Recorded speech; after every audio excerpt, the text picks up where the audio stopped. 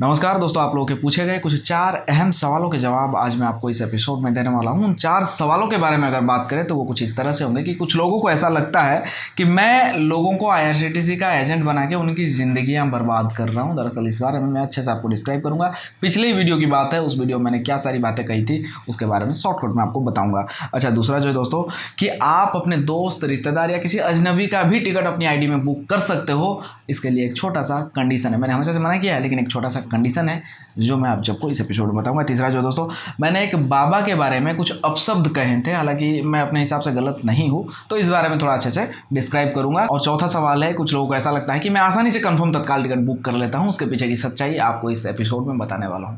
सबसे पहले तो ये बताऊंगा, बहुत सारे लोग ये कह रहे हैं कि भारतीय रेल में वेटिंग टिकट की एक लिमिट होनी चाहिए। एक लिमिट के बाद जो है रेलवे बाकी के जो टिकट्स हैं उनके रिफंड कर दे, या तो फिर उन वेटिंग वाले पैसेंजर्स को यात्रा करने की परमिशन नहीं होनी चाहिए। जी हाँ, मैं बिल्कुल इस बात से सहमत हूँ। बल्कि मेरा तो ये मानना है कि जनरल टिकट जो होता है उसमें भी एक लिमिट होनी चाहिए, क्योंकि उसमें भी यात्री या लोग ही यात्रा करते हैं। ये बात भला रेलवे को कौन समझाए। आइए बढ़ते हैं, आज का जो सवाल है दोस्तों।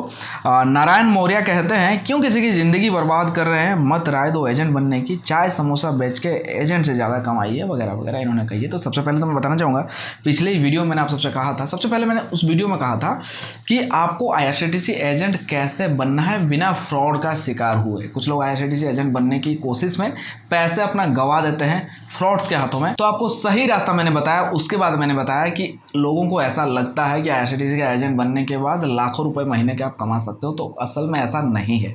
किस कंडीशन में, क्या आपके पास अगर कस्टमर बेस अच्छा है, ज़्यादा कस्टमर ग्राहक आपके पास आते जाते हैं, टिकट्स आप ज़्यादा बुक कर सकते हो, तब जाके अच्छा है।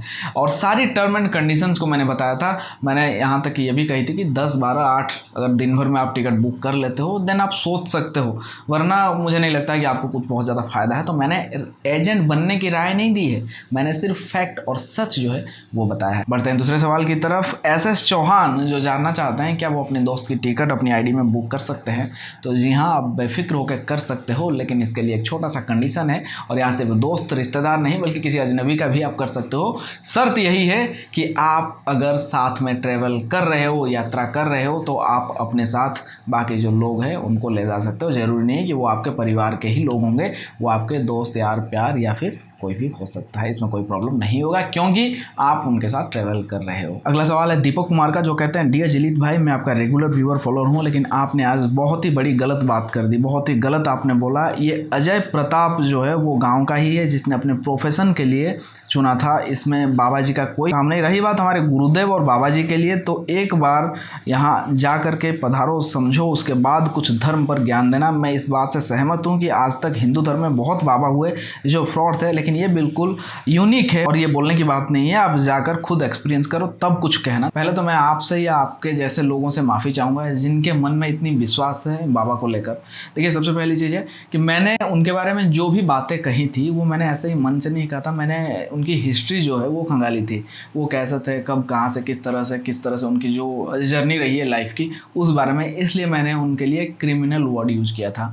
तो इस बारे में अगर आपको बुरा लगा है तो मैं कोई नहीं होता हूँ आपके विश्वास को ठेस पहुँचाने वाला। आप अगर उनसे प्यार करते हो तो करो, कोई दिक्कत नहीं है। और रही बात आपने जो मुझे कहा कि बाबा ऐसे हैं या फिर आप आइए, तो देखिए, मेरे हिसाब से मेरा जो काम है वही मेरा पूजा है।